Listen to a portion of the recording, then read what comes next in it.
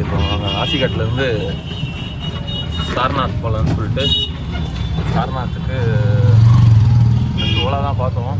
ஆனால் இங்கே ஒருத்தர் வந்து ட்ராப்பு பண்ணிடுறேன்னாரு. சரி, அதை விட கொஞ்சம் அதிகம்தான், இருந்தாலும் ஒரே ஆளாக அப்படியே கூப்பிட்டு வந்துட்டு அலைய தேவையில்லை அப்படின்னு சொல்லிட்டு இவரே கூப்பிட்டோம். 500 ரூபாய் கேட்டிருக்காரு. 2 பேர் தான். So time 7:30. நமக்கு டைமும் கரெக்டாக இருக்கும். வளைச்சல் இல்லைன்னா அதுலேயே ஒரு டைம் மிச்சமாகும். அங்கே போட் ரைட் போகலான்னு பார்த்தோம். 50 ரூபா தான் கேட்டான். நேற்று 200 ரூபா வாங்கினாங்க. 50 ரூபா தான். பட்டு என்னென்னா 1 மணி நேரம் ஆகிடும் அதுக்கு. அது போனால் நமக்கு டைம் இருக்காது. அப்புறம் அதனால் சொல்லிட்டு சீக்கிரம் வந்துட்டோம். சாரநாத் போயிட்டு பிரேக்ஃபாஸ்ட்டு பூரி சப்ஜி வாங்கணும். ஏதோ போய் ஏதோ போட்டுலாம் வச்சுருக்காங்க. இந்த கடை தான் எல்லாம் வாலில் ஃபுல்லாக அந்த புத்தாவோட லைஃப்பில் நடந்து எல்லாத்தையும் மெயின் பண்ணி வச்சுருக்காங்க. பிறந்தது, கல்யாணம் ஆனது, அவர் சாவை பார்த்தது எல்லாத்துக்குமே வந்து அப்படியே இந்த ரோட்டில் 2 சைடும் அழகாக பெயிண்டிங்காக பண்ணி வச்சுருக்காங்க. இப்போ சாரநாத் போகிறோம், புத்தாவோட டெம்பிளுக்கு. சாரநாத் டெம்பிள் உள்ள வந்துடும். இதுதான் நம்ம கைடு.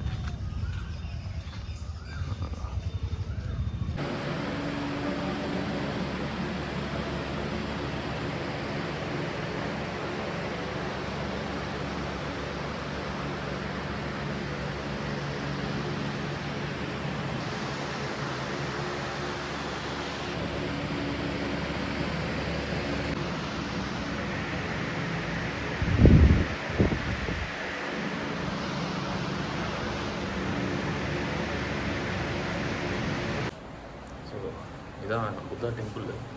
உள்ளேருந்து வெளில வந்துட்டோம். இங்கே வந்து புத்தரோட நாக்கையும் பல்லையும் வந்து உள்ளே வச்சுருப்பாங்க. அப்படியே போகிறோம். இதுதான் புத்த விருட்ச மரம். இங்கே ஃபுல்லாக அந்த ப்ரேயர்ஸ்க்கு இது வச்சுருப்பாங்க.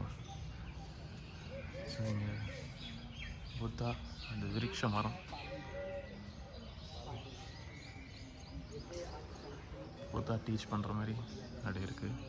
ஸோ அங்கே டெம்பிள், மெயின் டெம்பிள், இங்கே புத்த விருட்ஷ்.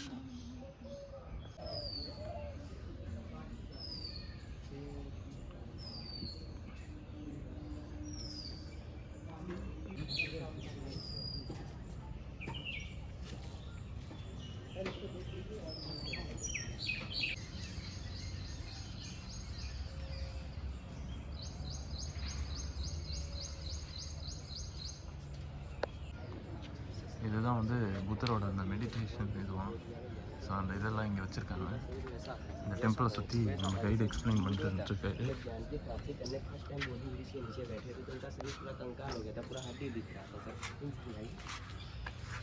அங்கே இருக்கிறது ஸ்தூபா. நெக்ஸ்ட்டு நம்ம அதான் போவோம். இது அந்த கார்டனு.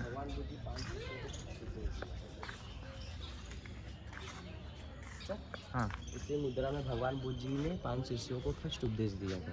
और नेक्स्ट प्लेस ये देखिए स्तूपा. இதுதான் ஸ்தூபா. 2300 வருஷம் பழசம். जैसे 2300 साल पहले हम लोग का पाली भाषा चल रहा था. तो इन साइड में देखिए आपका पाली भाषा पे लिखा गया है सर. ये डिज़ाइन दिख रहा है सर, ये आपका 2300 साल. இதுதான் ஸ்தூபா. இது 2300 வருஷம் சொன்ன மாதிரி பழசம். இங்கே வந்து நம்ம அங்கே போய்ட்டு சுற்றி போகலாம். நம்ம அமராவதியில் பார்த்தோம். ஆனால் இங்கே சுற்ற முடியாதான். இப்போ உள்ள என்ட்ரி கிடையாதான். இங்கே உள்ள கப்புள்ஸ்லாம் போகிறதுனால க்ளோஸ் பண்ணி வச்சுட்டாங்க எல்லாத்தையுமே. அதான் சொன்னாங்க, உள்ளே என்ட்ரி கிடையாது. ஸோ வெளிலேருந்தே போய் பார்த்துட்டு வந்துட்டோம். அடுத்து ஜாப்பனீஸ் டெம்பிள் போகிறோம். ஸோ இது ஜப்பான் டெம்பிள். ஜாப்பனீஸ்லேருந்து அந்த புத்திஸ்ட் மார்க்ஸும் இதில் கட்டியிருக்காங்க. அப்படியே ஜப்பான் ஆர்கிடெக்சரில் இருக்கும். இங்கே புத்தா இருக்காரு.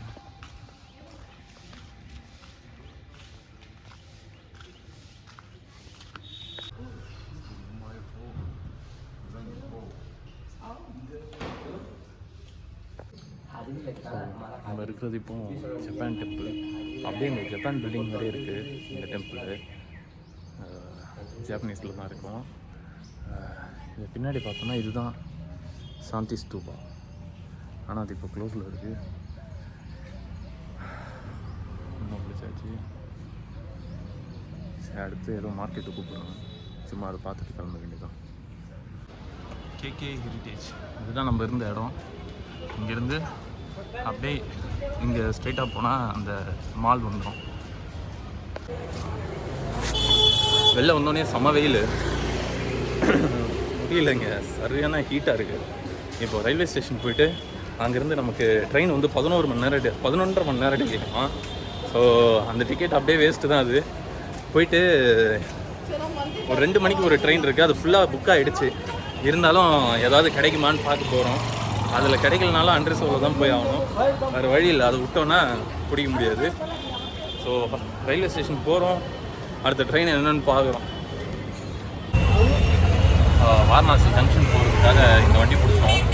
100 ரூபா அங்கேருந்து கேட்டாங்க. ஓகே, ரீசனாக தான் இருக்குது. கிட்ட வந்துட்டோம். எங்கே போனாலும் டிங் டிங் டிங்னு ஆளும் தான் இருக்கும். இங்கே வந்து நம்ம இப்போ டிக்கெட் எடுக்கணும், கிடைக்குமான்னு தெரியல. 2 மணிக்கு ஒரு வண்டி இருக்குது, மணி இப்போ 12:30. கிடைக்கலன்னா அதில் அன்ரிசர்வில் போகணும். எல்லாமே அது ஃபுல் கம்பார்ட்மெண்ட்டுமே ஏசி. ஸோ அன்ரிசர்வ் இருக்குமான்னு தெரியல. எப்படின்னு பார்த்துட்டு நம்ம உள்ளே போனால் தான் தெரியும். இதுதான் ஜங்ஷனு. போட்டு 6 அடிக்கிறானுங்க. ஸோ ஃபைனலாக வாரணாசி ஜங்ஷன் வந்தாச்சு. இதுதான் வாரணாசி ஜங்ஷன். எல்லாருமே இங்கேயே தான் இருக்காங்க. கச்சன்னு இருக்குது. இந்த பிரியாணியை வாங்கியிருக்கோம். இந்த சரியான டிராஃபிக்கு.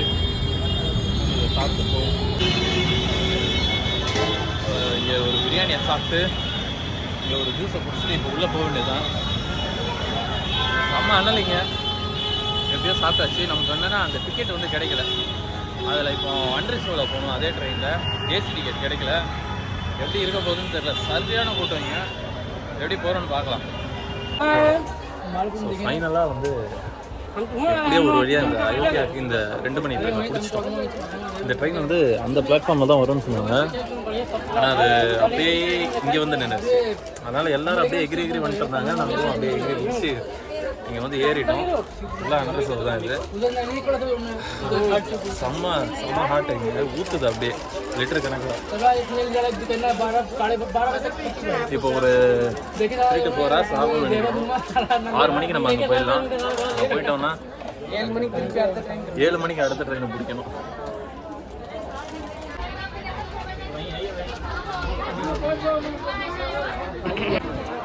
மணி 2:00 1/2 மணி நேரம் முன்னாடியே கரெக்டாக 2 மணிக்கு ஷார்ப்பாக வண்டி எடுத்துகிட்டு முன்னாடி போனால் அங்கே ஏதோ இன்ஜின் அட்டாச் பண்ணிட்டு திருப்பி வேறு ஸ்டேஷன் வந்துச்சுன்னு பார்த்தா வாரணாசிக்கு வந்து நிறுத்திட்டாங்க. இப்போ திருப்பி இங்கே வந்து நின்றுட்டுருக்கு. இன்னும் வண்டி எதுவும் ஸ்டார்ட் ஆகலை. இங்கே திருப்பி வந்து நிற்கும் போது அப்படியே தூரல் போட ஆரம்பிச்சு. இந்த இடமே வந்து அப்படியே சிலுன்னு மாறிடுச்சு. இப்போ திருப்பி வாரணாசிலேயே தான் இருக்கும். வண்டி எப்போ எடுப்பாங்கன்னு தெரியல. எடுத்தோன்னு போகும். இவ்வளோ நேரம் வெயில் அடிச்சிட்டு இருந்தது, இப்போ திடீர்னு அப்படியே மழை ஆயிடுச்சு. டக்குன்னு அப்படியே மழை வந்துடுச்சு. அப்படியே தான் நம்ம கூட வராங்க. சென்னையில் தான் ஒர்க் பண்ணுறாங்க. நம்ம கூட அயோத்திக்கு முன்னாடி பிஃபோர் ஸ்டேஷன் இஸ் ஹவுஸ்.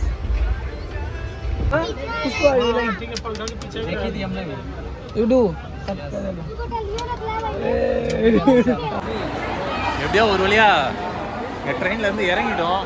உள்ள இருந்து முடிச்சுட்டு வந்ததுல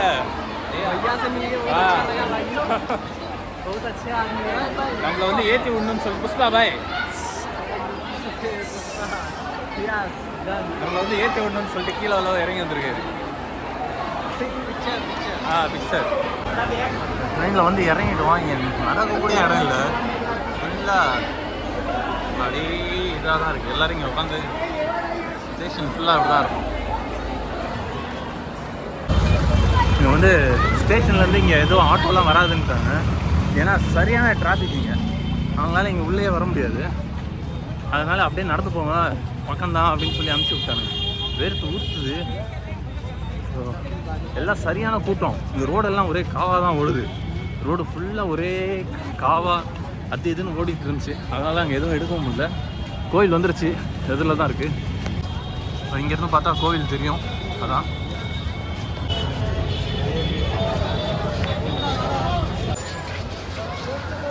உள்ளே அப்படியே போகணும்.